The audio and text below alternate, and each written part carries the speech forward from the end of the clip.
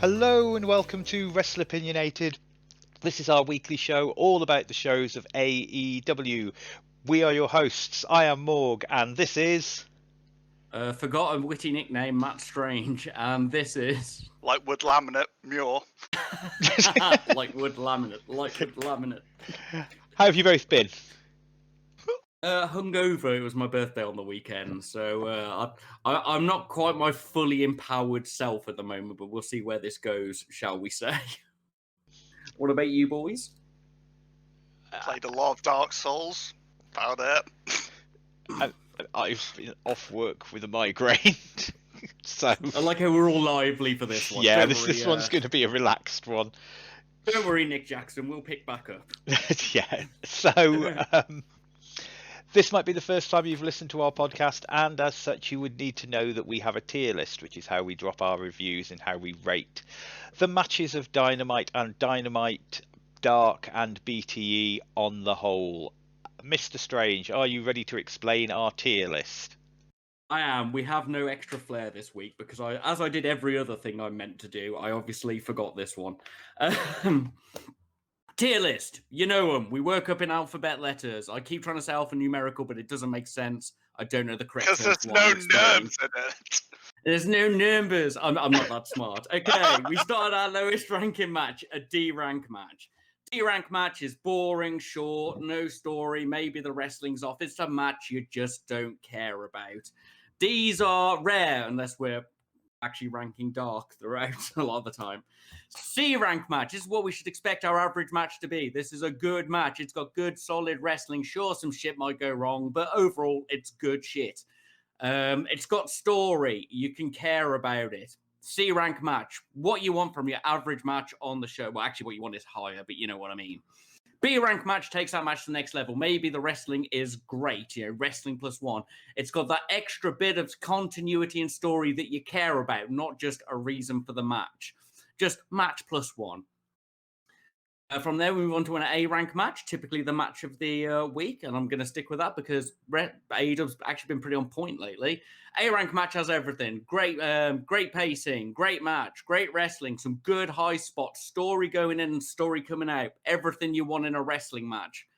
Unless, of course, we're talking about the top tier, the S rank match. Sugoi! Superior, superb. S rank match has to have everything. Blows fucking paradigms. The story is immense, going in and out. It either concludes a story or builds up to a new one. Everybody in it looks great. There's just things you text your mates about and send gifts to each other. So D, shitty. C, good. B, very good. A, amazing. And S, what we want all of the time. But if we had it all of the time, it wouldn't be an S rank match. Ba-boom.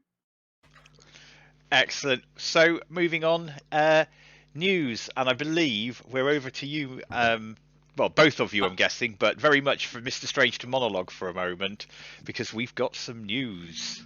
Okay, so obviously there is a spoiler at the end of the, a big tease at the end of the Dynamite we're going to discuss in a bit, which was Kenta, NJPW star, previously somebody in NXT, like, I can't remember his name. He was somebody in... Hideo Itami, if I remember correctly. That's the Badger. Now, I've been talking for a while about how the Forbidden Door isn't going to be open. The Forbidden Door obviously being the connection between NJPW and AEW, because NJPW was very angry with how the elite Bullet Club members left. They took a lot of their stars with them, took a lot of their hype. They just built up Kenny for like X years. And Japanese businesses hold grudges pretty well. There's a certain level of respect and due that's, for a good business relationship, needed. And Tama Tonga had been shit-talking the release of the Bullet Club, or the Budget Club as we know them. And then Kenta showed up, and Ruth got excited, and she was like, fuck me, the Forbidden Door. And I was like, no. We've had Moxley going over there, we've had Jericho going over there, and like those two, Kenta and a couple of the others are on open contracts. They are actually allowed to Go where they like. Go where they like, and they're not a representative of NJPW as a company. And then Tamatonga started tweeting about it, and loads of dialogue started going backwards and forwards between everybody. And members of the Bullet Club, the NJPW, the core Bullet Club, were making posts about the Forbidden Door and such like. So yeah, looks like I was worked pretty hardcore by Tama, and Glad. it's happening. It's fucking. We can have the three things we realistically need in wrestling for this crossover. We need Tanahashi to come over and get the poison out of Hangman. Long plot line, I can explain it some. Well, not really that long. Yeah. Tanahashi, Ultimate Face Dad, really wanted to save Hangman from the Bullet Club because he saw he wasn't evil like the rest of them. Ibushi and Kenny, obviously. Everybody wants to see more of that plot line. It's one of the longest plot lines in modern wrestling, excluding things from like the 70s and 80s. And of course, my personal favorite, Okada coming out to save the best friends, because Chucky T and Trent are his best friends. I just want him to come out as Trent's mate and just be wearing the little sailor's hat and just have the stat line of Okada, but just not be acknowledged as Okada. Bring him out in his old, was it TNA or Ring of Honor that basically used him as Green Hornet's sidekick from the old TV series, Kato or whatever. Kato, yeah.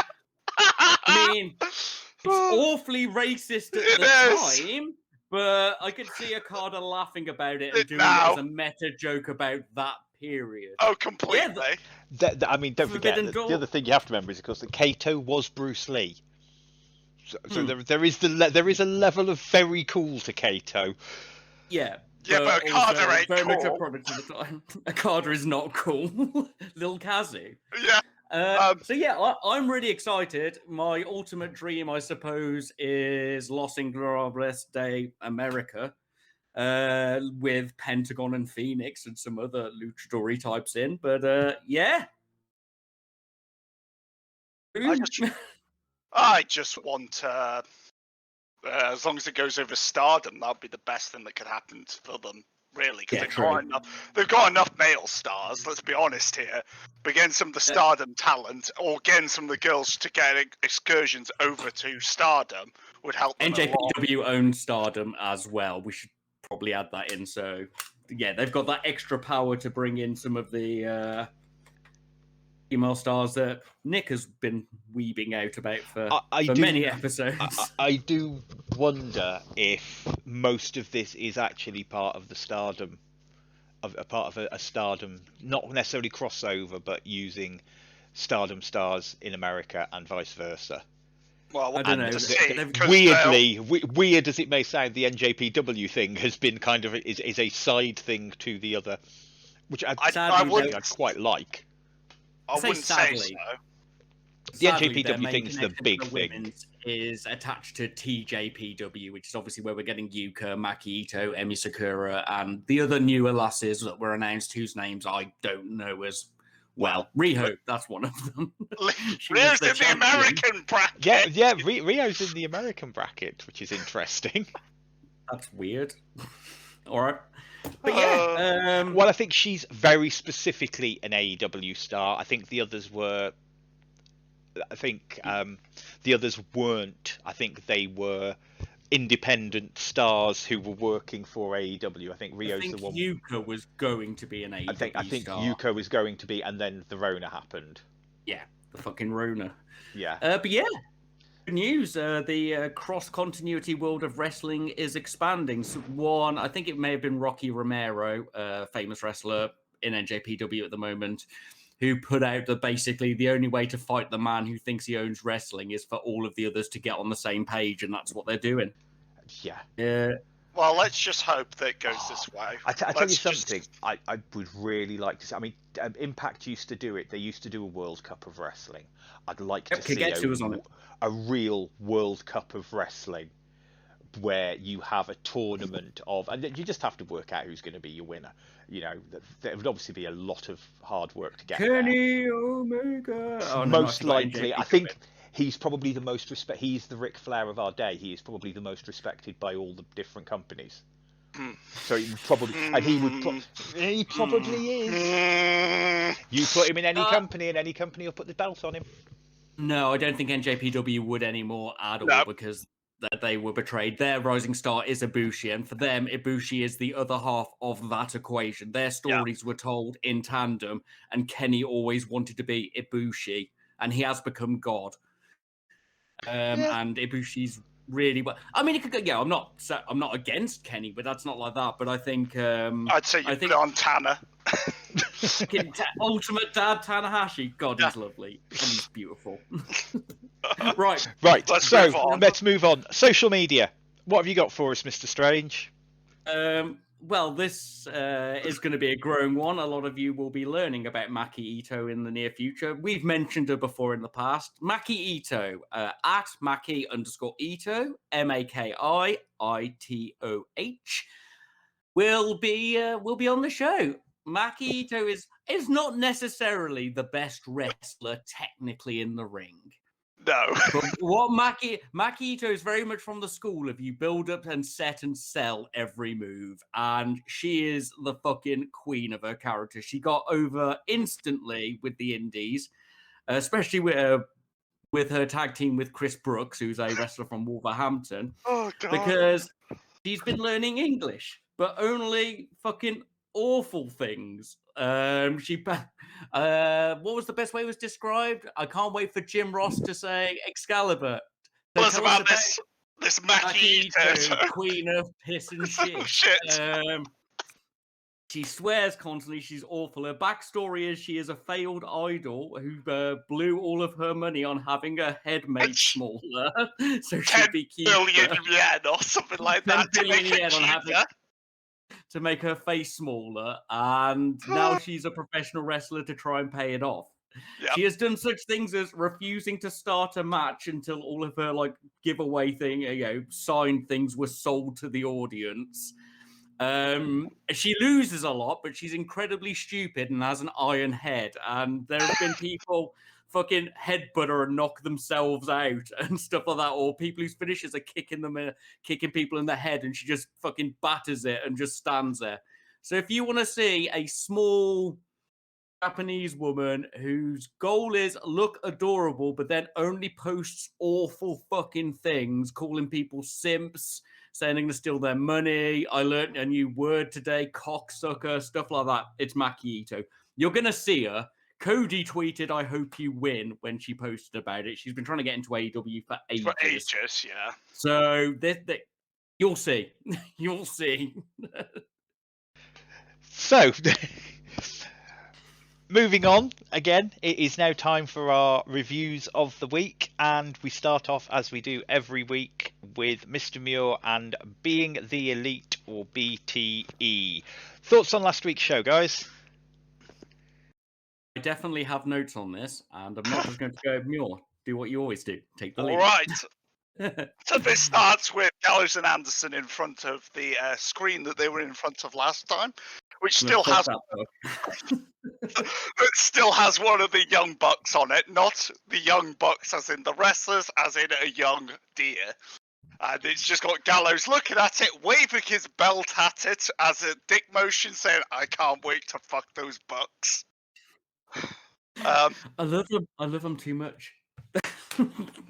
They remind me of what it was like to be 17 and shit-faced. Yes. Except they're nearly 40, if not in their 40s. So then the Bucks come out and there's just a load of discussion on everything. And then they go on about how this is the most edited match ever that they've had on Dynamite. Not because of botches, just because of the amount of fucking shit that Gallows and Anderson did that had to cut out. That it flicks them passing a weird cigarette among themselves during the match and stuff like that. A weird cigarette, Jesus Christ. Is that what we're going with? They were pretending they were smoking weed. One whole marijuanas. And then they pretended to put it out on Evil Uno's back. So then they start discussing the real Bullet Club. Nah, we're not like that Bullet Club 2020. No evil here. We aren't working with them, was one of the lines. Which, on the rewatching of it before this, I was like, you motherfuckers! And then they go on about how the betrayal is real, which is the first tweet that Tama Tonga said about it. And then it goes back to him just going, I still want to fuck that buck, as he's leaving, looking at that screen. Oh, God. Yep. So, standard affair for Gallows and Anderson was fucking ace on my part. Then we got the match cam for like 5 minutes. Then we had Anna and Tay Conte walking past Stu, which she obviously floors Stu across the fucking banister, and it looked like it hurt like hell. Mate, Like, he threw himself. with Tay Conte asking if she likes him after he did it to her, which made me laugh. Tsundere, which is an anime term for a bully woman who fancies you. Yes, mate. They are weeb cam. Then we got to Brandon and Luchasaurus that did the whole thing about Dungeons and Dinosaurs t-shirt. Then they go to a dino part for ages. Very skippable in my opinion.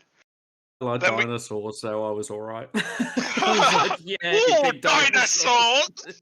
Yeah, mate. Yeah, I gotta say, the Raptor loved this bit. The dinosaur fans enjoyed watching the dinosaurs. Yep. Then There we was a got, Spinosaurus I did like the at the end posing with the dinosaur for the photo did make me just it got a chuckle. Oh. then we got to the sleepover where we got to see Stu's 10 years in construction while he was on the Indies. What it gave us to see this magnificent fort that he had built. I've had to sleep outside. No girls were allowed in, but Anna was okay. 5 wasn't, obviously, so he had to stay on the outside. Then they all cuddle up and discuss who they like, who is Wardlow. Wardlow. The longer you leave men alone together, the worse we get. Every time. So Anna leaves, and she goes outside, and Hangman's picking up a bottle of whiskey. Well, bourbon, but you know. And he basically comes say hello, and basically Anna tells him to go fuck off and not to break their heart like again. that bit. Yeah. I really like that. I thought that was kind of sweet, and because it portrays all the boys as basically being children. Yeah. Yeah, and no, they're still maintaining this Hangman story, which I'm quite interested with. More on that later. I also liked that they once again tried to corpse Anna with the Anna. Getting used to it now. Yeah. Then we move on to Big Money Matt talking about how he goaded Brandon into a match with Luchasaurus just so he could bet against him, which I thought was one of the better things Big Money Matt's done since he's been back. I liked the fact that they acknowledged that Brandon's behind the camera as well. Yeah. That they almost had a breaking kayfabe in their silly story. I quite liked that. So then he eggs on Private Party to go harass Gallows and Anderson, which involves Gallows being asleep and Private Party waking him up. Don't want to be Festus. I didn't know he was Festus. This absolutely ruined me. Gallows wakes up and he's like, "Oh, you made me into Festus with a PH!" Just in case Vince still owns the copyright. If he's got to be Festus, I've got to be Jesse. And I don't want to be Jesse. This was actually this is one of the better Private Party segments, even though they were only minorly involved, and the big sell was obviously Gallows. This was Gallows, brilliant. But it was a good setup. Good, I liked this. This was good great. That they're not afraid to take the piss out of themselves whilst they're being these giant 12-year-olds, basically. Yeah, that's all you need. All you need is a bit of self-depreciation, and you're fine, aren't you? Yeah, then exactly. Then we moved over to Nyla going on about getting too many donations and got a phone call. I've forgotten this bit. Yeah, exactly. That's how forgettable it was. It was very short, and I think it's leading on to something more with that storyline. I think it was just to remind us that storyline with her and Vicky is going on is how that felt to me. Then we moved on to the BTE challenge, which was a 10-yard punt, just kicking over the field goal. They kick like me. Mate, they were terrible. Like, when I heard about this, I was like, oh, that'll be quite hard. It'll be from quite some distance. It's only from the 10-yard line. Like, I could have made those kicks.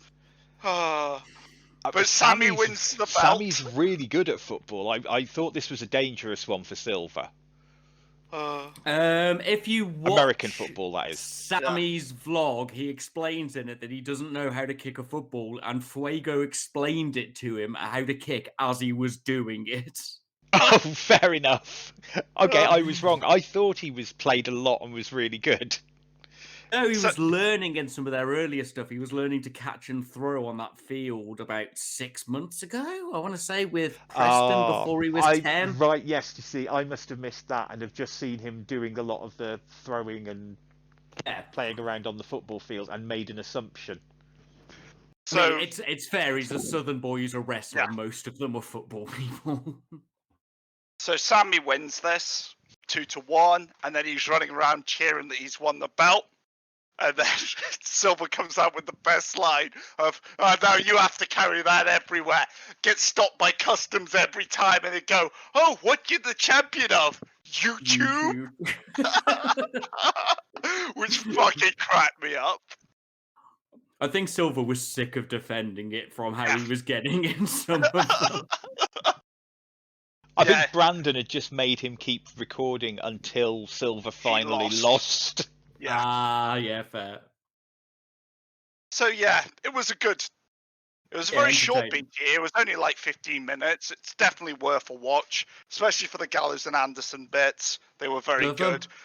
I love them so much. I love them when we watch Talking Shopomania, and they're so they're like the spirit of early 90s wrestling encompassed into this weird duo who are obviously I can see why Tony and Cody did not employ them, because they must be so fucking hard to get to behave for a proper television channel. Not putting down Impact, but you know what I mean. Live shows. Must exactly. Be a bugger. Good BTE. I'm enjoying some of the camaraderie they seem to be bringing between people who may or may not be communicating as well as they do in the company, because let's be honest, familiarity breeds contempt. Yes. So, good BTE. What are we giving it? B? B. Yeah, solid. Yeah, didn't blow my mind, but good fun. I don't want to be Festus. Yes. Okay, so moving on. Now, due to reasons beyond my control, I didn't get to watch Dark yesterday. Doesn't matter, we'll carry this. Yeah, you're flying pretty solo or duo on this. I'm not going to lie to you, Morg, you didn't miss a lot. And then I'm going to find out what I'm going to go and watch.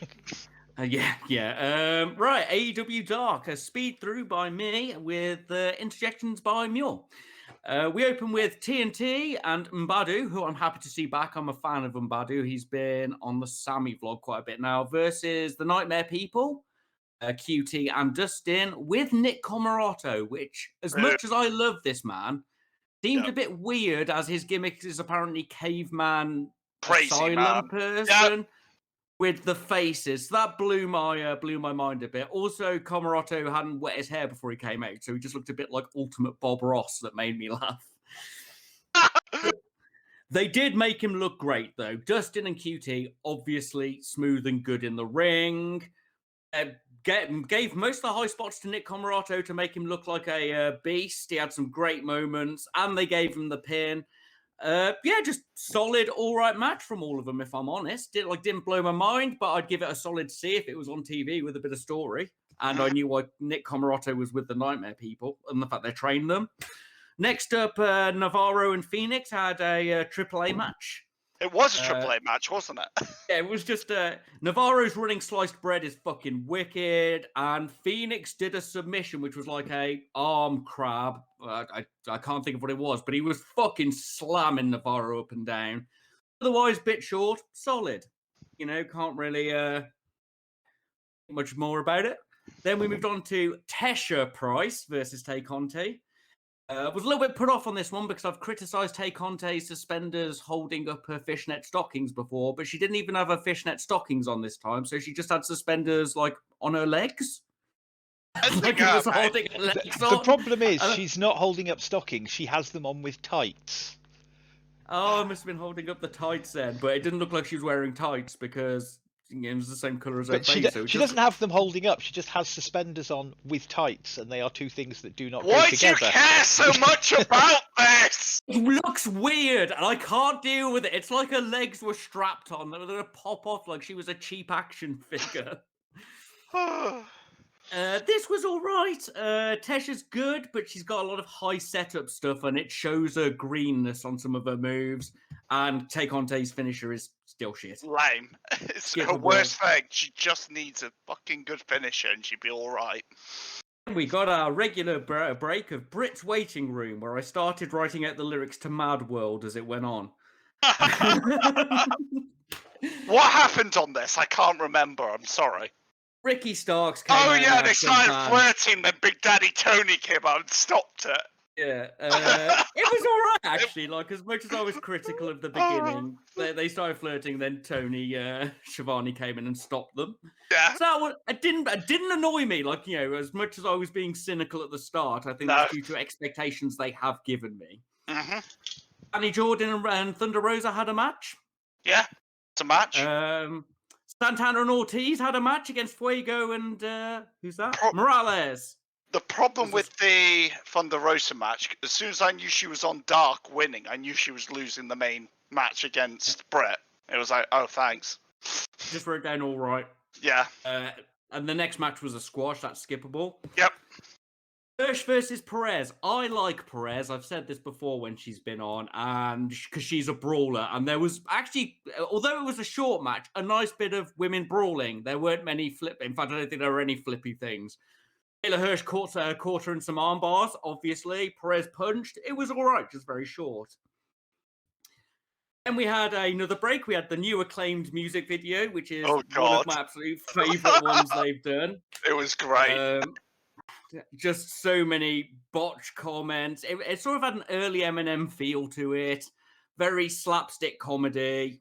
They are the other half of the 90s wrestler, like, aesthetic that you're on about with Gallows and Anderson. They're the other half of it. Yeah, exactly. And then then there's actually a match with the Acclaimed versus Ryzen and Limelight, in which Caster comes out and mocked Limelight's tattoo, which, as you recall, was an A-rank shit tattoo from last week, if I recall.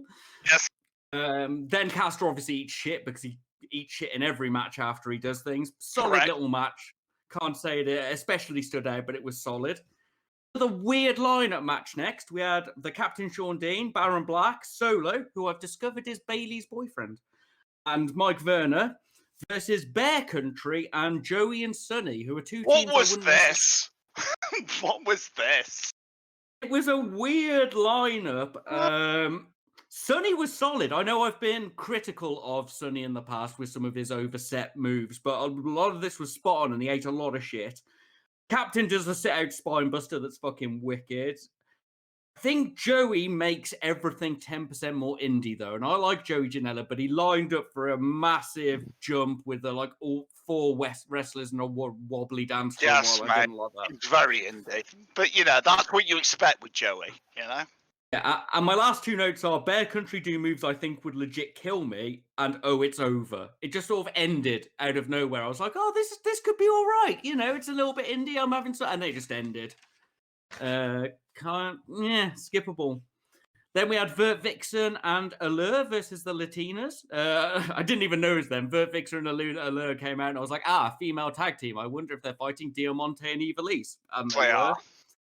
Vert sells really well. The match overall was pretty solid. I'd give it a C overall if I was ranking it. There was one moment where the Latinas did their pickup drop thing on Allure and she went down on her sideways and I was like, oh, that looked awful. Once again, too short. This could have been a really good match, but they just cut it off.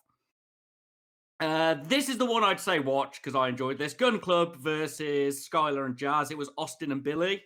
I love Austin so much. He was on the comms and he was just being fucking Austin. He's great. Colton has really come on. He's doing really well. I didn't think he was the older brother. I was very confused by that. I thought he was the younger brother. That was a complete mistake by me. Oh, there you go. Yeah. Austin said he's got the best drop kick in the business, so I stared in a carder. At one point on this, Billy went to do the slide through German suplex, and he didn't quite slide through as he slammed him down. He stood up afterwards and held his fingers like, I just missed it. And I was like, that's quite good. I love the fact Billy's got that 90s sell, and it brings a lot of art. Yeah, a lot of art to it. Skylar did a cool through the rope spear thing. Like the two they fought looked good. They didn't just get battered. Colton's tilt-a-whirl slam was fucking awesome. And Colton and Billy did the 310 to Yuma this time, which means all of them can do it in different combos, which is really nice for your trio/double tag move. So that's worth a watch, Morg. That's like my first give this a watch. Then we had Gracia versus Velvet. Obviously, we know Velvet's going to win. She's been built up, very obvious. Solid wrestling, but it was a very quiet match. Gosh. I criticised the match between Moxley and, was it Lance? Yes. Very quiet match. They were good together, though. There was only one bit which went wrong. Gracia tried to do the area code kick into a crucifix, and it just didn't quite land. It looked weird. Velvet's roundhouse kick was dope, though, so that's, good match. Worth a watch. And sadly, I think that's kind of where I'd stop, if I'm honest. We had 10 versus St. Patrick. Oh, God, no, not this. Brody Jr. was on comms again and was burying St. Patrick, and that sort of distracted me from the match. Like, as much as I enjoy the banter between them, I think it probably is time for... I've been the one saying Brody Jr. can do what he wants because of all this shit in his life. I think it's probably time for him to start getting back to a normal life now. Yes, mate. The comms they had a good laugh on it. 10 seeming less green, but the match wasn't great and was over. And then we had SCU versus Chaos Project, which was obviously smooth and good. I obviously know SCU aren't losing because of their if we lose, we'll break up. They're not going to lose the Chaos Project on Dark, are they? Serpentico, on the good side, the match was smooth. The match was solid. Serpentico still sells like the best fucking jobber in the world. Luther's getting better with people, and Christopher Daniels pulled off the Angel's wings on Luther, which looked great. It was an all right match, but overall, very skippable Dark, I'd say. I wouldn't bother if you had 2 hours, I'd find something else, to be honest. Yeah. What are you giving it then? Probably a D rank from me. Like, although there was some good stuff in there, like I'd only really go out my way to probably watch the Gun Club match, and this has got a Phoenix match on it, you know. And if you don't recommend the Phoenix match, you know you're on a cursed show, realistically. It's Phoenix to flip through the air like he's glitching in games and bounce off that and flip onto that and spin backwards, roll on the floor, bounce up and land in a Hurricanrana. Didn't even have that this week. Yeah, skippable, I'm afraid, Morg. Not the best one. Picked a good week. So, moving on, time for Dynamite. We open with JR, Excalibur, Schiavone on commentary, and we have, and I think I've got all of these, Jurassic Express, Sammy Hagar, Acclaimed, Jericho and MJF, Proud and Powerful, Young Bucks, Reynolds and Silver, Top Flight, Private Party, and OG Dark Order in a tag team battle royale, which is won by Jericho and MJF. What did you guys think of the match, and what score did you give it? I really enjoyed this. Obviously, I was overjoyed with the Acclaimed coming out to bust up Judas and shit talk people. Then we went into a fast, strong start into a clusterfuck brawl. General clusterfuck brawl. E-Dubs is actually pretty good at maintaining them. Saya Cassidy, when he did his big flip thing onto his back, amazing, but he has to lose that scream. It goes right fucking through me.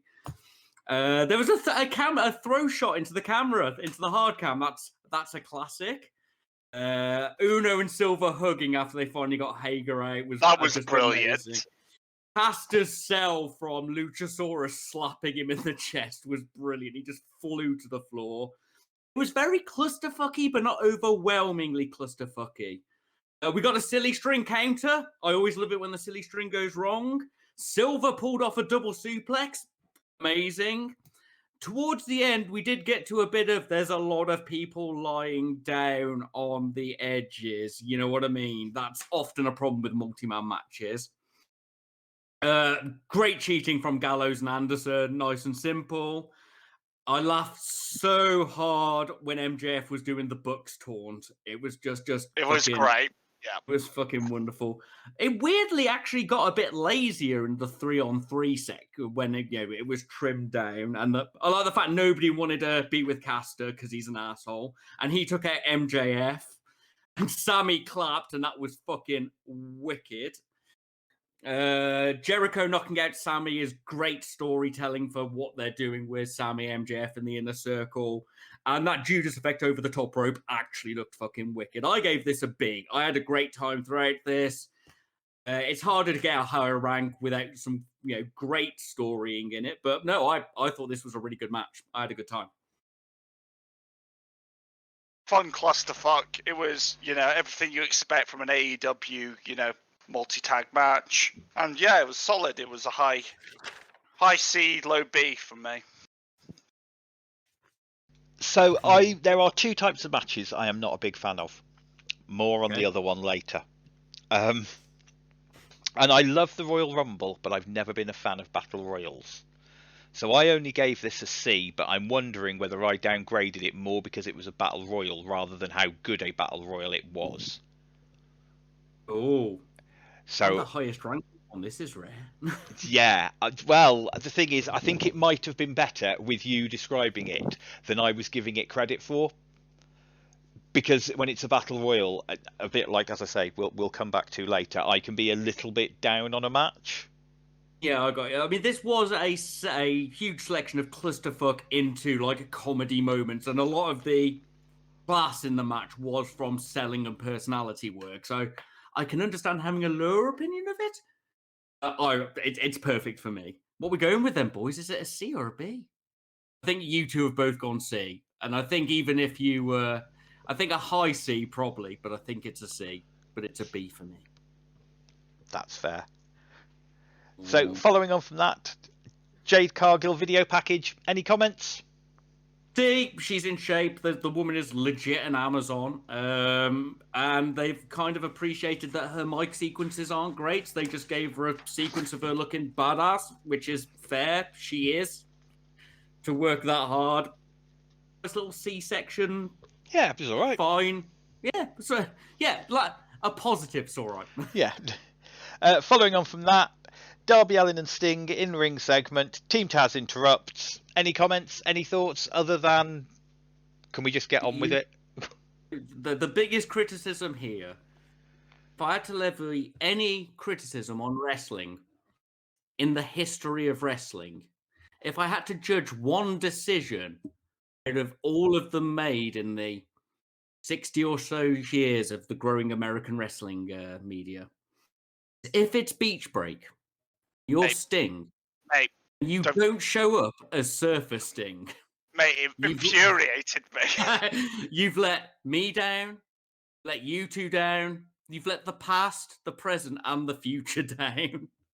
Brought his little grumpy emo son out and get him happy with the surfboard and everything. We could have had Surfer Derby with a surfboard. Look, guys, I'm not getting CM Punk back in a wrestling ring. You guys are not getting Surfer Sting, right? It's time to deal with it. I just wanted Surfer Sting and Beach Break, for fuck's sake! It writes itself, god damn it!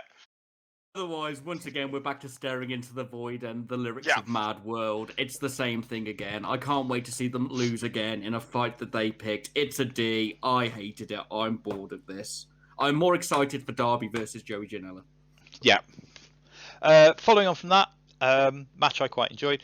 Britt Baker with Rebel versus Thunder Rosa. Britt wins with the lockjaw after shenanigans, is how I've written it. Shenanigans.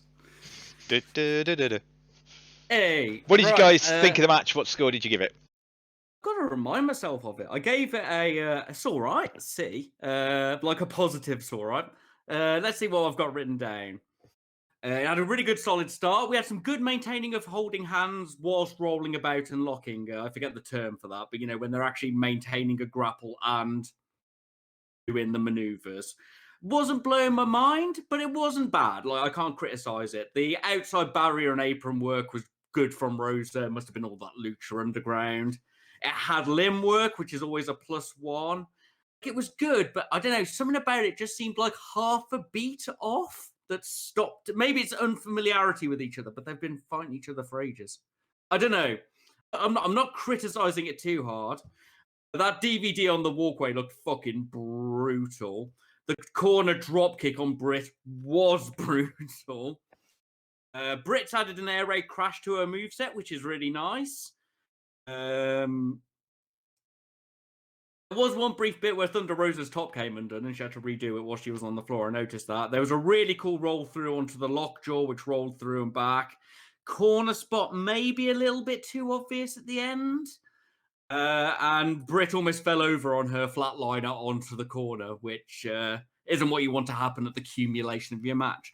But it was good, but I don't know. Maybe I expected more. Maybe I'm like you with that previous match. But I gave it a C. It was a solid C. It was a bit slow. Like, it wasn't terrible. I expected better from these two because, you know, Britt's improved a lot and Thunder Rosa is real good. But yeah, nothing really excited me, and I knew what was going to happen at the end of it before it started. I knew that Britt would win by a shenanigans, so I'm just like, yeah. That's interesting. Now, this might just be because I'm starved of having had some really enjoyable women's matches. I quite enjoyed this. It's a low B, but I gave it a low B. I quite enjoyed this. There was a lot of stuff went on in the match. It felt like a wrestling match. You're probably right. I was probably being a bit biased towards it just because it was quite good and oversold it. And we're not so used to quite good. Yeah. Say that, things have been getting a lot better lately. Yes. We've had some very We've been good... getting a run of very solid C's, which is great. You're waiting to Mayu and Utami invade. I am looking forward to the women's tournament. So, following on from that, Matt Hardy and Hangman promo from last week told the story of where they're why they're having this match together. Any thoughts on it, or do you want to just get straight on with the match? Seemed very silly to me, but yeah. Get straight on with it. Like, as much as I was critical of this, I actually like the story work that came through with this, if I'm honest. Yeah. So, Hangman and Hardy versus Chaos Project. Hardy and Hangman win when Hardy tags himself in after Hangman hits the buckshot lariat. What did you guys think of the match, and score did you give it? Right, so the match itself, obviously, it took forever for Chaos Project to come out. I was like, Jesus Christ, come on, boys. Matt's intro music just went on forever. Solid, if uninspired match. We got the fucking standing shooting star press. It's great. I enjoy the Serpentico and Luther slapstick. It pleases me. Serpentico is king jobber with his selling. Great. And the Matt Hardy glory stealing does amuse me.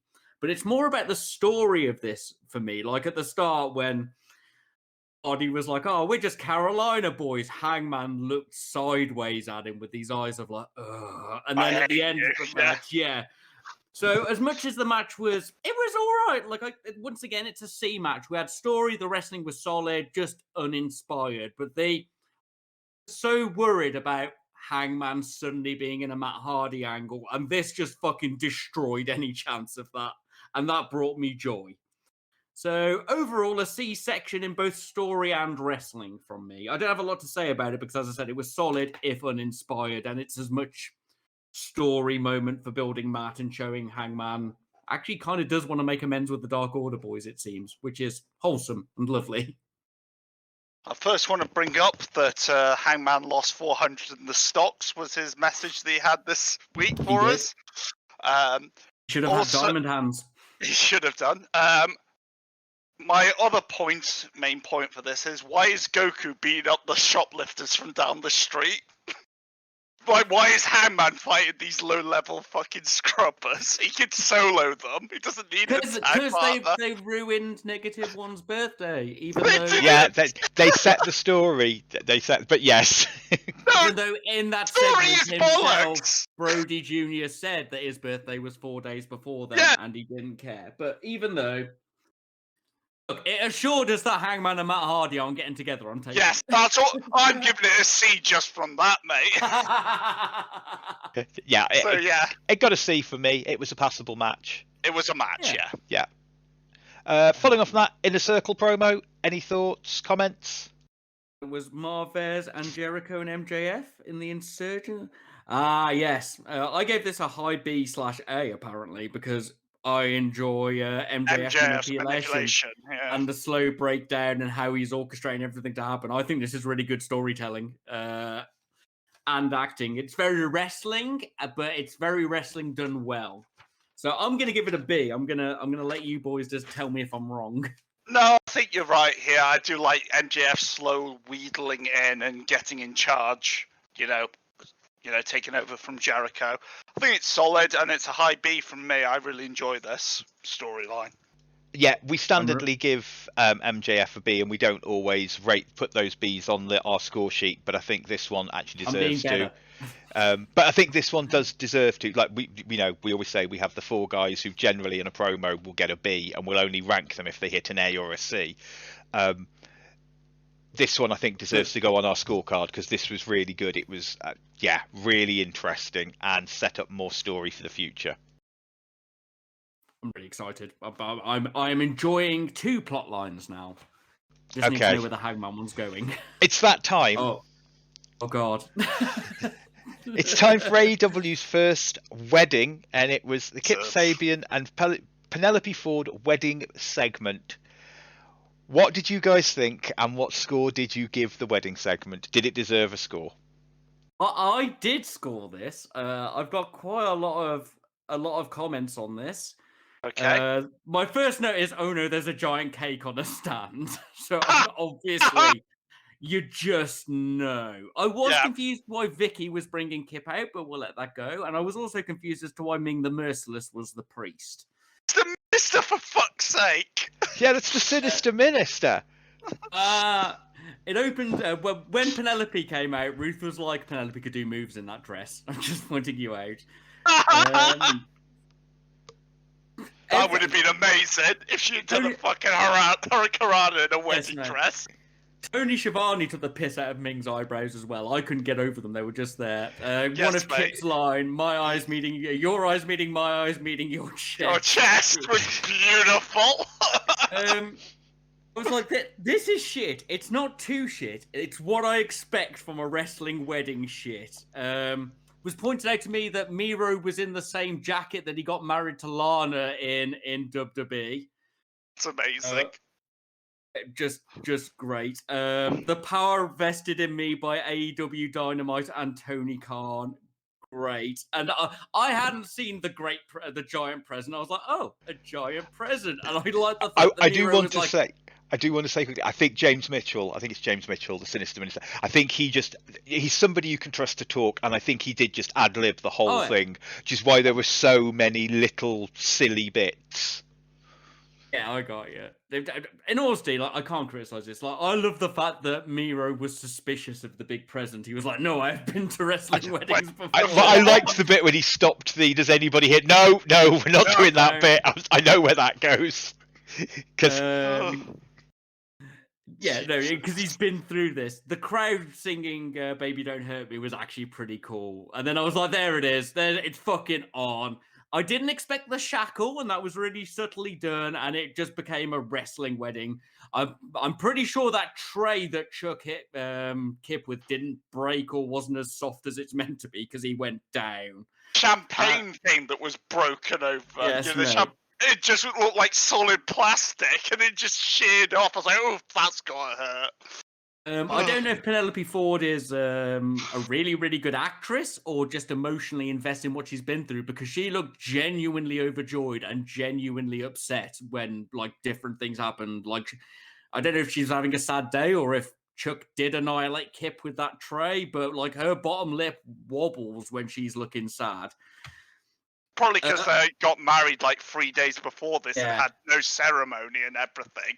And this is the closest thing she's getting to a wedding. You know? I think we just got to give credit to Penelope. I think she's really good, to be fair. The end was a bit weird. I don't know if they finished too early and it sort of dragged on, but even commentary was so now they're cleaning up. But otherwise, I can't judge it too harsh because it's a wedding on wrestling. I knew it was going to be shit. We knew Chuck was going to do something, and we knew somebody was going to be in a giant object. So I gave it a C. It was a wrestling wedding, Thing I expect from a wrestling wedding, with the few improvements of Miro trying to stop random bits that always Getting have shackled. fooled head. Yeah. And then he got caught in the end. I thought it was good. I think it was a solid high C wedding. If you can rate a wedding. How did you rate the wedding? Morg, you've seen more wrestling weddings than me. So I can only think of one wedding that didn't have any shenanigans in it until afterwards, which was when the present giving was, and that's Macho Man Elizabeth, which is dead straight until they go to the presents, which is when Jake the Snake sets the snake on. Was that a wedding? They did a wedding. I'm pretty sure nothing happens in the wedding, and I quite liked that. Yeah, it was fun. I mean, it was a wrestling segment. For a wrestling segment, a wrestling wedding, I think you're right. If we compare it to others, it was probably a B or an A, because it was actually quite a good wrestling wedding. But I think it's still a C, if that makes sense. Right. I think I'm with Morg. I think it is, good for a wrestling wedding. Yeah, it was one of the with the this sinister. Is a hard thing to discuss. With James Mitchell doing all of his bits of ad-libbing, with Miro doing all of his bits where he was breaking the fourth wall of wrestling weddings. I think, as a wrestling wedding goes, it was an A, but I think as a segment goes, it was a C. Most wrestling weddings would be a D. Morg, I'm with you there, mate. Move on. So we move on now to the Shaq segment. Oh God! Fuck's sake! With his move that the Raptor honestly misheard as the black toenail and thought that he was going to tread on their foot. That's amazing. That would be better than the black tornado. The Judas effect? Yeah. I have 3 opinions on this. I've only written 2 down, but I have 3. Go on, then. One, Shaq actually has he has a lot more bants with his NBA discussion panel. Like, you can hear the comfort in his tone compared to some of the other stuff they've tried doing. Yeah, he's got bants with them. But he's so unmenacing. He's like, oh yeah, like I do like this spinning black elbow, and he spins back and slams it. And my third thought is how his mates were like, whoa, calm down, big guy. Chill out when he smacked the thing. Like, I can't hate it. Like, it didn't feel like a wrestling segment. It was just like, and here's Shaq telling his mates about his wrestling. Oh, I'm going to do a wrestling match. I think that's what it was. It was a... Yeah... I didn't rank it because it didn't feel like a part of the show so much as just, and here's Shaq with his mates. Okay, Jeff Bezos. I'm dreading this match. Sorry, go on. Oh, God. Because I know Jeff Bezos listens to this. For Audible, get Shaq to read some of those insomnia books that you have on there. He'll put people to sleep instantly. He has the most beautiful, cadence of wanting to put you to sleep. Oh, yeah. But this is the thing the Raptor said. It's not that he's boring when he talks. No. He's just got such a soothing voice. And he's not... I don't think he's a bad promo. It's just, unfortunately, his voice is so relaxing. I mean, get him on some audiobooks. He'll make dimes. So, moving on from that. Eddie Kingston versus Lance Archer in a lumberjack match. Archer wins with the blackout. Thoughts on the match and score did you give it? Not really a lumberjack match, was it? This was a clusterfuck. I didn't hate it. Like, first I was excited that Bear Country was there, and I love Bear Country. I like the fact that the first time Lance got thrown out into the lumberjack, he was just going through them, and then he got taken out by Avalon. Then Kingston tried it on the other side, and that didn't go so well. Did have a bit of a weird pace. Like, it was all solid, but there was nothing special. As much as I'm excited for Peter Avalon's new monster minion, Cesar Bononi, not one of his kicks connected with Lance at any point that he went out of the ring. I noticed in the first one, he was like, he's failed to kick him, and then it just sort of carried on, and I was like, yeah. Got those Moxley knees, hasn't he? Ali could have done more. I wish I'd seen her do a bit more. I wish Lance had blackouted her. That would have been wicked, and that would have shown a new level to him. As much as I shit on, I've got to say that definitely couldn't happen in this storyline. Could? Why not? Because Lance is very much being the protagonist. Doesn't matter. She's being an asshole. He's an asshole character still. She's getting up in his grill. You're not gonna do your first male on female violence with. They've actually got it right. We complained at them for this before about baby faces treating women badly. Yeah, no, fair, but he's not babyface though. He's still a bad person. He's hanging out with. Even if he's in the face role in this current feud as the protagonist, he is most definitely not a baby face. No. Sorry, anyway. I will always refer to it as babyface as opposed to. I can't wait face, until he's Maki Ito's enforcer. They do love it. They are best friends on Twitter. Yes, mate. One of my absolute favourite moments of this match, and I normally criticise this, was Jake decking Jack Evans, because Jack Evans has to take a bump in every match. But did you see him laughing as he went down and slapping Jack Evans on the ass? Brilliant. It was so wholesome. I love Jake being happy. It's so nice. And the fact, I don't know if he slapped him on the ass out of excitement, or the fact that the ass slap is actually like a way of saying thank you in old wrestling communication. Like an ass slap or grope is a thing they used to do when like you put somebody over. So Jake the Snake rolling on the floor with his like nuclear white teeth slapping Jack Evans on the ass. I don't know. Wonderful spot in wrestling history for me. Yes, mate. Some fucking brutal suplexes on Kingston. Bear Country got to go in and do all their shit. The Butcher did his crossbody. I actually kind of enjoyed the clusterfuck ending more than the majority of the beginning of the match. I gave it a C. Like it was such a weird all over the place match, but I can't say I hated anything in it. No. I'm most excited about Butcher and Blade versus Bear Country from this. This is what I want. Big meaty men slapping meat. Meaty men slapping meat. Yeah, it was a clusterfuck. I don't know what to give it. It's like a C best. I'm sorry, it's not their best match that they've had, and it was just a bit all over the place. See, now I thought I'd been harsh on it because it was a lumberjack match, and I gave it a C. Because lumberjack matches are the other matches I don't like. It was such an all over the place match, but none of it was like bad. The thing I liked, and although it wasn't a lumberjack match, it was more you can have a gang of people on your side that are faces for Lance and heels for Eddie, and they will act like faces and heels, and I actually quite liked that. So it made it not a lumberjack match. The only problem I had, the only. Go on. I'm a bit weirded out the Bear Country, the people who come out with like skin face masks held on with bear traps from the face side. That throw me a bit.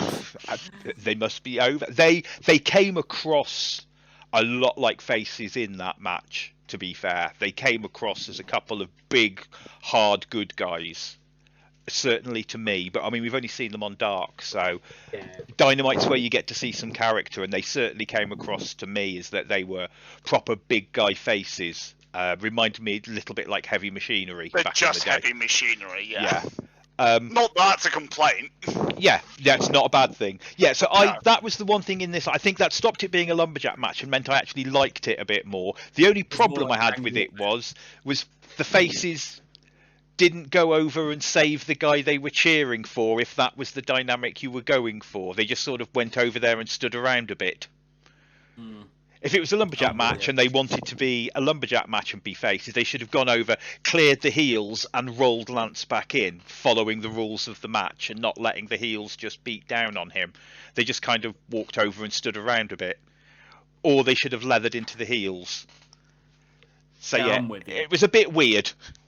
But yeah, I gave it a C. Inconsistent, yeah. I think that you can go either way on things you liked and didn't like, but nothing in there was atrocious. It's I mean, my highlight is Jake. Jake was the best part. He's so happy. He's so happy to be in a wrestling place that isn't destroying his life. So, wow, I can enjoy wrestling. Moving on from that, FTR promo. Any thoughts? Can't believe they turned the face. Face turn from FTR. I quite like, did you tell on us? No, you did it on TV, lads. That's the thing. My main question is, They were banned for a week and kicked out of a tournament for what did they do? They were like Cutting the horns off Luchasaurus's mask. yeah. And now they've kidnapped a person, and they haven't been any sort of repercussions towards kidnapping a person. I guess a Marco doesn't count as a human. Maybe not. I don't know. Maybe they've been listening Needs to to the be more, podcast. Oh, work Tully. Tully Good and work, Nick Tully. Jackson. And Jeff Bezos. Well, no, I was apparently. thinking more. It's Tony and Chad listening, and they're like, yeah, it's fair. It's only Yeah, Marco. Strange and Muir don't like him, so Makes sense. I don't like strong Marco. Scrappy underdog Marco. Great. It's perfect, yeah. so I'm guessing we're not ranking that unless you want to give it No. something for Yeah. kidnapping Marco. Nah, it was all right. It was fine wrestling Um, stuff. Joey Janela promo. It was Once Joey, again, wasn't solid. it? Yeah. You ready to see a man die in the ring? Joe Yes, Janela mate. versus Darby Allin. Oh Like- god. These two take bumps like nothing on earth. Like Joey Janela only got famous after Zandig dropped him. It was Zandig, wasn't it? Think I think so. so, yeah. A like 30-foot drop into the back of a van Aw. with loads of fucking with a flatbed Stupid. toy. Yeah, Just stupid. stupid and shattered his legs and almost killed both of them. Yeah. And Darby will Do anything. endeavor to turn into dust into it in every match. So They make yeah, Joshi's look safe. They make Joshi's look safe. solid looking- Joeying him. Yeah, I'm looking forward to this match. The only problem is, I want to see that match you've just described. I want to see Joey versus Darby. I would have liked to seen some build up to this. In a Horrors of War match. Oh, The hey, only I've not build-up rolled. they've done I've is not the rolled the fact- dice yet. yes. yes. On Twitter, Darby has always wanted a big match with Joey, so he specifically called it out. But you're right, they should have had more build-up, especially if they've been looking to have this sort of match for a while. Maybe it'll lead into something. I mean, the Taz feud can't continue much longer, surely. Got a few Yes. more decades left. It's going to at least March. I was hoping that their street fight was going to be at Beach Break, but apparently it's at Revolution. Well, it's got to be a cinematic match, hasn't it? You know, realistically. I would expect it to be something like that. So anyway, moving on from that, Kenny Omega and the Good Brothers versus Mox, Pac and Phoenix. Don Callis joins commentary. Good Brothers win with the Magic Killer. Thoughts on the match? What score did you give it? This was fucking wicked. was a I great enjoyed the match. fact that Callis came out and started to do his shit talking, and then it went to break. That made me laugh. Oh, Noted, God. I'd like to point out, Morg, I made a note of this. Notice that nobody in this match came out of the face doorway. Just wanna point that out. No, yeah.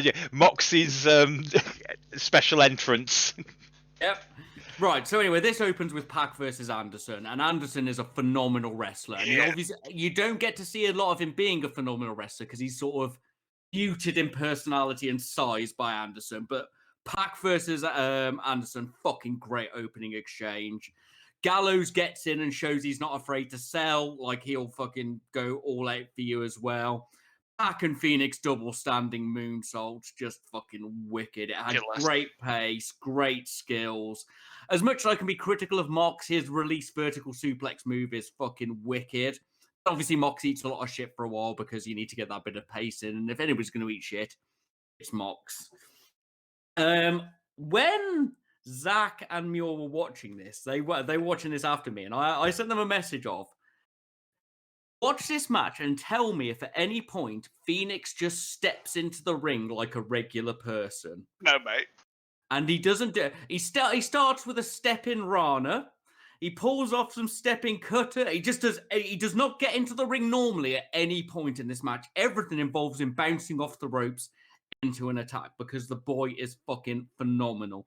And the height he gets on that diving springboard headbutt is ludicrous. His off the turnbuckle backflip roll cutter, just immense.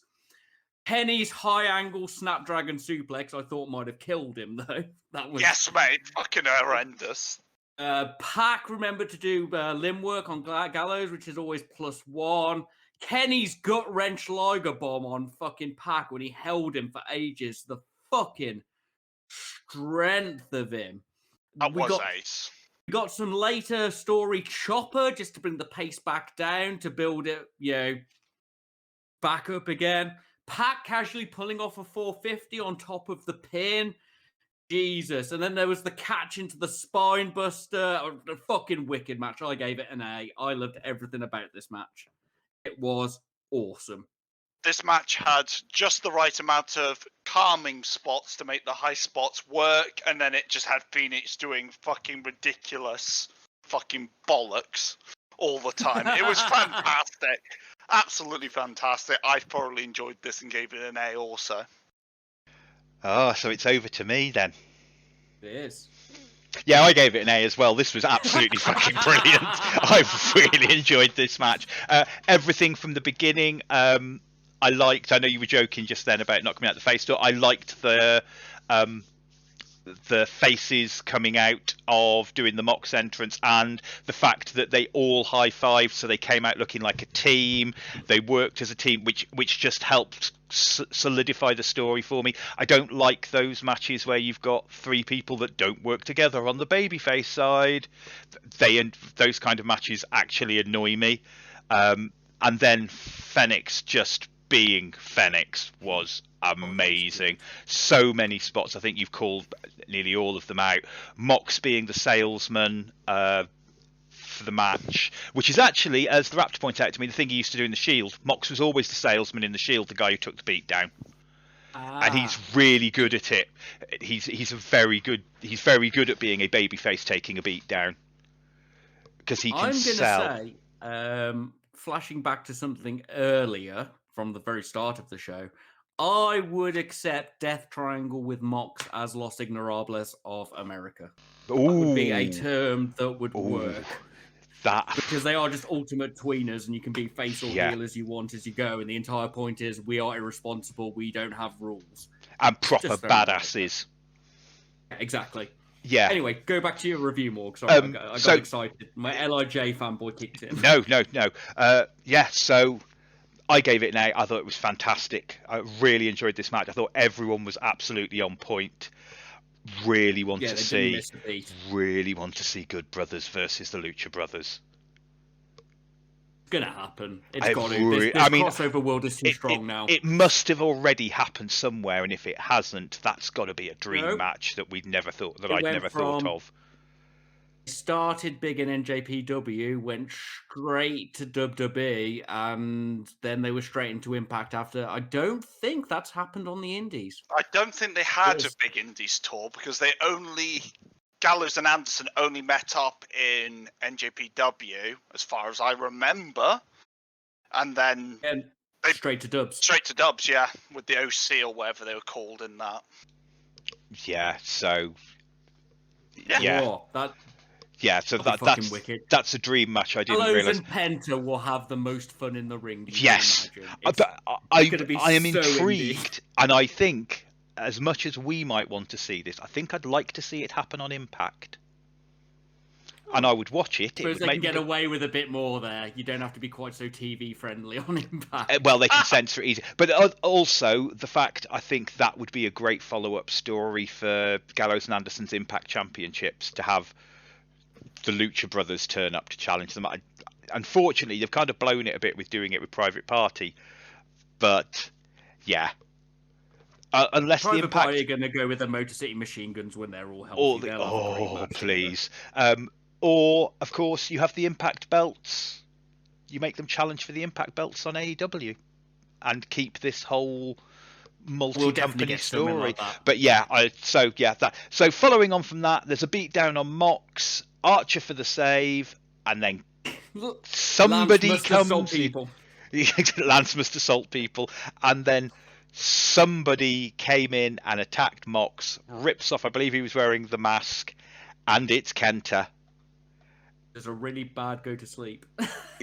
Why was he using? No, I can't do it with a straight face. Why did he use CM Punk's finisher? I'm so confused.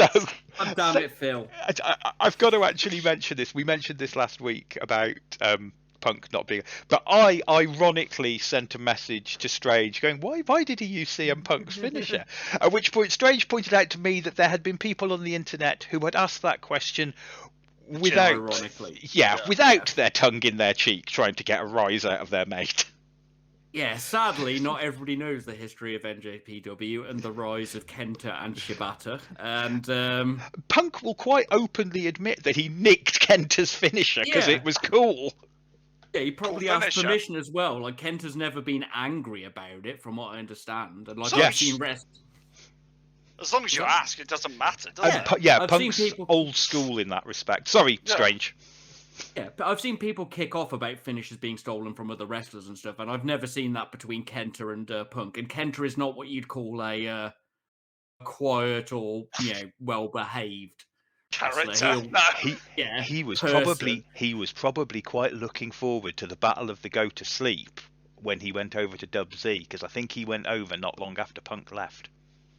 And I wonder if he'd always had a plan in the back of his mind, and one of the reasons he didn't care was because he knew they could have had a great match. I am going to say, after this, there was a little promo video package released by Dynamite of Kenny going to see Kenta afterwards. There's a couple of little references in this. One, he says, Kenta, Brother Switchblade didn't say you were coming, which obviously helps lead into the other tie. Brother Switchblade, obviously being Switchblade Jay White, previous IGWP heavyweight champion, who is the current leader of Bullet Club. Now that Corona's let him get back into the country and they can shoo away evil again. Please let him go back home. Please let him go back home. And Kenta refused to sweet him, and I think he said something like, "I'm not your fucking friend," or something like that. But we are getting a Kenta and Kenny versus, who are they up against? Some kind of tag match with them to maybe see if they are going to build, or if we're going to have some kind of cross-universe Bullet Club Civil War rival. I don't know. It could go fucking anyway. I'm excited. Mox and Archer they're against. Ooh, on paper, that's a team. On paper, that's... Oh god, they're just having a Japan match. Yeah, they need to have a Japan, what we would refer to as a Japan match with those four. That is a lights out match as well. There's another interesting. It is a lights out match, or you'd expect it to be a lights out match. No, it is.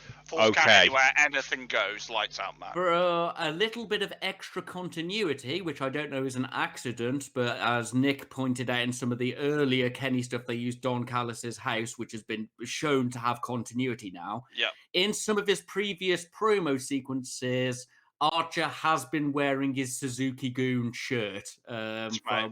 Suzuki Goon being the ultimate heels of NJPW. If I was going to give a rundown of the factions, you got Chaos, Faces, LIJ, Tweeners, Bullet Club, American Heels, and Suzuki Gun are basically supervillains.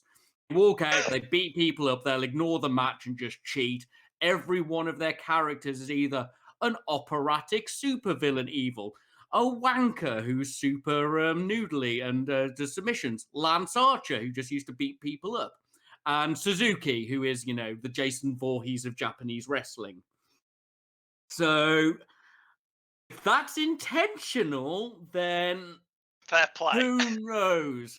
And Suzuki could arguably show up at any point he wanted to, because he is one of their free agents, as I said. And he is Suzuki. Who's going to stop him? So before this turns into an NJPW podcast. Overall scores with the power of science, Mr. Strange. What did we rank Dynamite as? We've got 1A, 1B, and just a fuckload of C's. So I think it's a C show. Yeah. It's a C show with a fabulous ending with a lot of possible leads off it. Mm-hmm. It's a Disney mid-sequel where they've sort of fannied about the majority of the film, but they know to lead into that next one to get you back to the cinema. Yeah, fair. So that's our review of the week, of the shows of last week. Now we move on to that section where we ask if people would like to send us questions. And Mr. Strange, I believe you have a question for us. We do. We have a question from one Slate Fist Crunch. Oh, The question is, if you could make up a match stipulation, what would it be, and who would you put in it? Whereas I'm going to take this question, steal the thunder straight from you, and take us straight back to being an NJPW podcast. sweet. I am not going to invent my own stipulation. I am going to steal the rare one from, was it Royal Quest this year? Was from Royal Quest, yes. Which was a set of stipulations between one of the older NJPW guys and El Hijo del Fantasmo, who is in Bullet Club, which was they had a finishers only and a no finishers match. The no finishers match, obviously, you couldn't do your finisher, which I would probably put in a match with Kenny. And who else relies on their finisher to win an awful lot? Mox. Kenny versus Mox in a no finishers match. That was my favourite one because the guy won the match by tricking his opponent into hitting him with his finisher. It was so good. And the other one is the finishers only match where they were only allowed to hit each other with their finishers and no other moves were allowed. And some good mid-tier filler comedy wrestling, bust that out. Let your mid-carders have a laugh and try to do some universal weird stuff. So that's what I'm leading with. Oh, God. Come on, boys, you've got to invent a stipulation. Mate! It's hard to invent a stip on the fucking fly. So there's a belt, right? And whoever holds this belt gets to challenge for the World It's the gift of the Championship. gods, isn't it? It's the fucking There's these gift of the gods. coins. Is that? There's Are they these of the ancient Aztec tribes by any chance?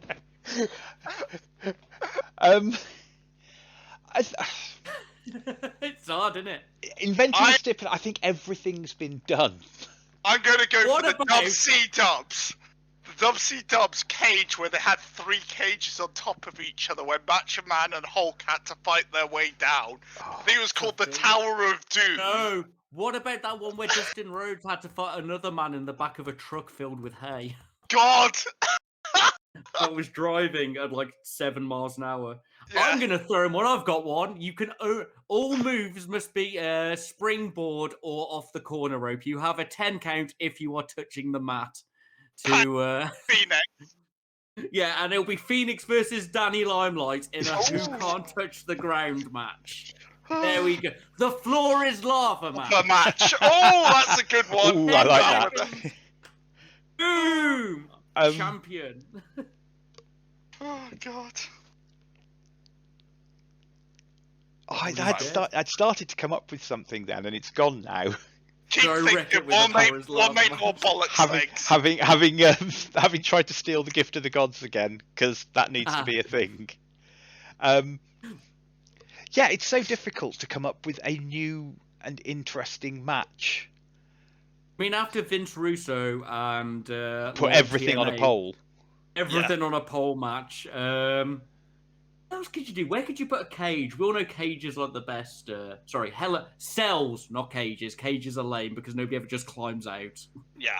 Which I don't get. The worst thing about that stipulation. They climb to the top and moonsault onto him. Don't do that. Just get down. You'll win. He's down there. You're up here. What steps would be a good step? I like the floor is lava.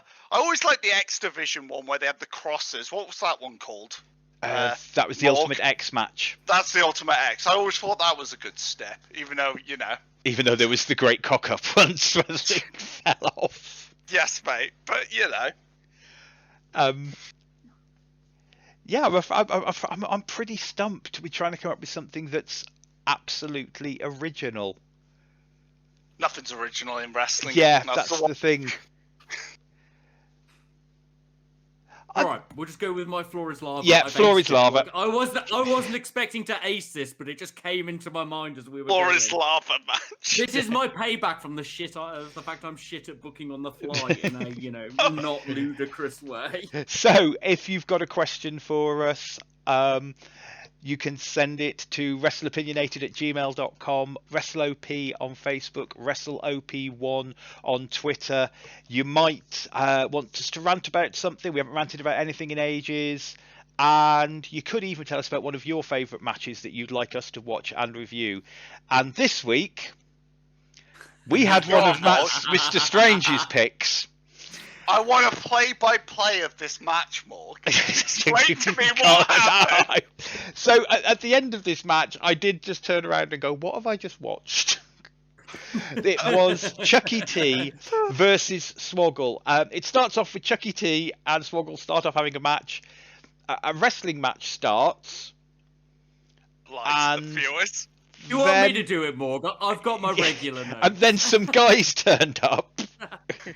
And then another guy. This match. Yeah, you need to explain this match.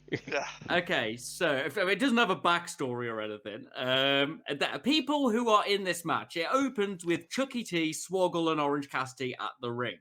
Our first team to come along later, we'll get to this in a minute, is Massage Envy, which has VSK in it. You might recognize him from Dark.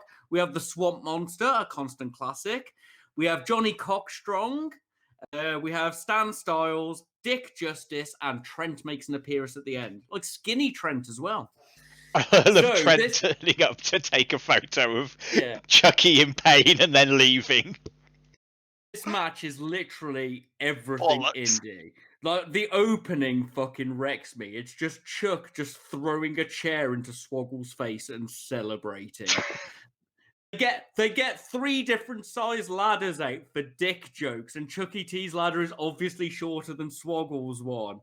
And like they do take, like Chucky T takes chair shots, chair drops, and a fucking backdrop onto a ladder in this. They're not gentle with each other for how much fucking bollocks it is. We have a comedy chair scene where people are taking it in turns to try and punch Swamp Monster, and he's blocking their hands with the chair. And then Chuck stamps on another one. It's okay, because then Johnny Cockstrong comes in and steamrollers over them, which is literally lying on them and rolling over them, and puts his dick on Orange Cassidy's face. And then he heals Massage Envy's hands with his magic glowing penis. That happens in this. Which gives Massage Envy the power back to do an aggressive massage to take Orange Cassidy and is it Swamp Monster out temporarily? Then Stan Styles comes out with his shake weights, but everybody hates Stan Styles. The commentary let us know. And he takes some people out with his shake weight stunners, which he's brought to the ring, but then he takes a penis pile driver from Johnny Cockstrong. There's chairs everywhere in this match. Like, if they could bring it out, they do. Young Orange Cassidy pulls off an Asai moonsault and actually sort of celebrates afterwards because he's a little cocky indie boy at the time. This is This is when he's just hung over Orange Cassidy, not lazy Orange Cassidy, isn't it? This is a fucking Ultra Instinct indie match. It's the fucking top of... Swoggle gets dressed up as the mini Swamp Monster to distract Chuck, who just thinks it's the regular Swamp Monster. So he can crossbody him through a table. Dick Justice comes in with an even bigger ladder, and we get like a 1970s British slapstick comedy skit of him spinning around with the ladder, knocking everybody over. But obviously, it can't hit Swoggle because he's short. Then Swoggle goes to do the score to knock Dick Justice through the table, and he just bounces off him. Oh god! Chuck sets up his own chairs so we can get power bombed into them, because as Chuck always says, if you're going to go through those chairs, you set them up. It's got tables, ladders, chairs, tacks. It's got fucking everything. There's baby oil as well, because Massage Envy do a baby oil sliding tope. The commentary are fucking pissing themselves and taking the piss out of everybody all the way through. Would have loved this. Chuck pulls off the fucking awful waffle onto chairs with Swoggle, and he kicks out at one. And Chuck spends like ages just like over exaggerating it. Then Swoggle drops him on the pins, and Trent comes out and just takes a photo and leaves. It's I can't say I recommended it because it's the best wrestling match ever. God no. But it's like the ABC of things that happen on the indies. It's Everything from a little person. I don't want to seem. 1 second. Google it. What's the correct term? Swoggle is obviously. Swoggle is limited in size, and he knows this, and he's been playing it for well on wrestling. But at no point is he made to look shit. Nope. You've got Swoggle, you've got ladders, chairs, you've got dick jokes, you've got props, you've got spray king. I'm pretty sure there was a bit of poop in the ring.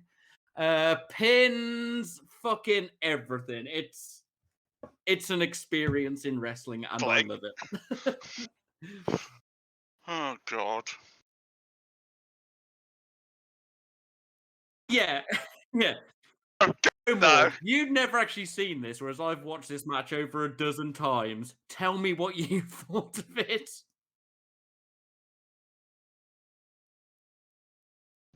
Sorry, I muted myself then. I was just very, very confused throughout the match. I watched it. It was very silly, and I can't say I hated it. I can't say I came out of it. And yes, I purposefully sent you the message of what did I just watch, mainly out of, taking the piss. I know the Raptor was very much like, well, that was a thing I saw. It was just very, very silly. And if you're into that kind of madcap, just indie all wrestling. Over the indie wrestling, you're going to love it. It was different, and it was definitely a break of pace on the favourite matches we've had so far. Yeah, it wasn't a bell-to-bell winner, was it? That point, as much as I love it. Normally, I sit here and I'm like, "Oh, this happened, and it was great, and this, and this, and this, and that's right, the story, and this, and this." And I'm like, it's like every idea Vince Russo and Vince McMahon have ever had, each given 40 seconds and put into one match. It's a bit like watching Brechtian theatre or what Dragon Ball Z is to anime for me. It's just everything in wrestling put into 20 minutes. And the commentary aren't helping. They're taking the piss out of it and laughing as it goes. If Taz had been on the commentary for this, it would have been the best thing ever. He'd have died. Being able to hold up. I'm just going to check. I think I put a link to this up on the Facebook page. Oh God! I'm just going to check. If not, there will be a link put up to this match on the Facebook page. 20 minutes of your time if you like wrestling. Yes. If you don't like wrestling, or you think wrestling should be this serious Southern Boys NWA thing, then do not watch this match. Yeah. Right. Are you ready, guys, for me to roll the dice? Yeah. See what this week is. Oh, hello. It's a Muir. Oh. Many left. Azumi versus Starlight Kid and Rio. Whoa! The high-speed match!